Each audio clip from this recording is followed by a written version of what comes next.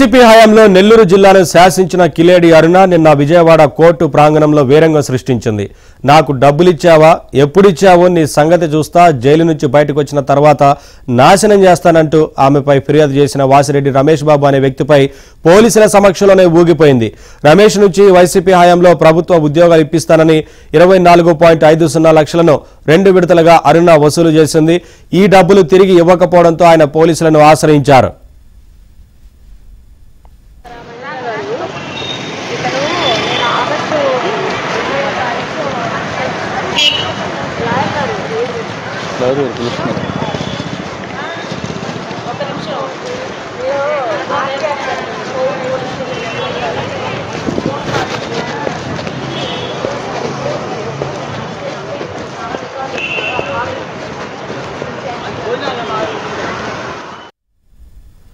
పోలీసులు ఒంగోలు జిల్లా జైలులో ఉన్న అరుణను పీటీ వారెంట్పై విజయవాడ కోర్టులో హాజరుపరిచేందుకు తీసుకొచ్చారు. ఈ విషయం తెలిసి రమేష్ బాబు అక్కడికి వెళ్లారు. కోర్టు ప్రాంగణంలో అతన్ని చూసిన అరుణ చిందులేసింది.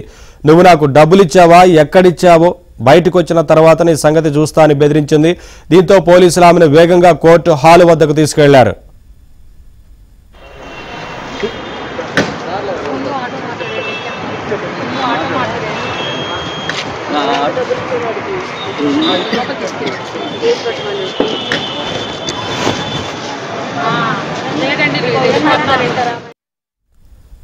అప్డేట్స్ మా కరెస్పాండెంట్ ప్రసాద్ అందిస్తారు.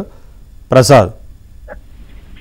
నవీన్ గత ప్రభుత్వంలో అల్పలు చేసి అందులో డబ్బుతో చేసిన కిలాడిగా పేరు పొందిన అరుణ నిన్న విజయవాడ కోర్టు బయట హల్చల్ చేశారు.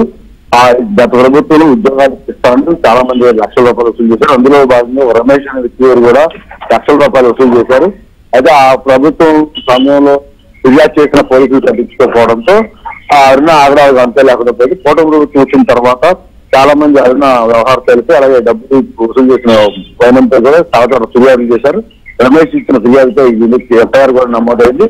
దీంతో సంబంధించి ఇప్పటికే ఆమె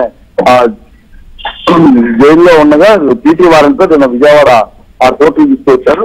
ఆ సమయంలో ఈ కేసు విచారణకు హాజరైన రమేష్ పై ఒకసారిగా దూసుకెళ్తూ మీ సంగతి తెలుస్తాను, మీ అంతు చూస్తానంటూ కూడా బెదిరించారు. నాన్నగా ఫిర్యాదు చేస్తామంటూ కూడా అడావులు చేస్తే ఒకసారిగా సెక్యూరిటీ ఎస్టాబ్లిష్ వచ్చిన పోలీసులు కూడా కంగారు పడ్డారు. వెంటనే ఆమెను అక్కడి నుంచి కోర్టు హాల్ వైపు తీసుకెళ్లిపోవడంతో ఆమె అరుపులు అయిపోయింది. అయితే మళ్ళీ బయటకు వచ్చి కేసు విచారణ తర్వాత రిమాండ్ విధించగా మళ్ళీ బయటకు తీసుకొచ్చిన తర్వాత కోర్టు గేటు బయటకు వచ్చిన తర్వాత కూడా మళ్ళీ అదేవిధంగా రమేష్ ని దూషిస్తూ కూడా బూతులిచ్చారు. దీంతో అక్కడ అందరూ కూడా ఆశ్చర్యపోతూ వెంట చూశారు. ఈ నేపథ్యంలో పోలీసులు కూడా చేసిన అడావులు చూసి వెంటనే అక్కడి నుంచి పోలీసు ఎస్కార్ట్ జీబులో ఎక్కించుకుని ఆమెను అక్కడి నుంచి తీసుకెళ్లిపోవడంతో వివాదం సర్దుమైంది. కానీ అరుణ తీరుపై మాత్రం న్యాయవాదులు అందరూ కూడా ఎవరు ఆగ్రహం వ్యక్తం చేస్తున్న పరిస్థితి.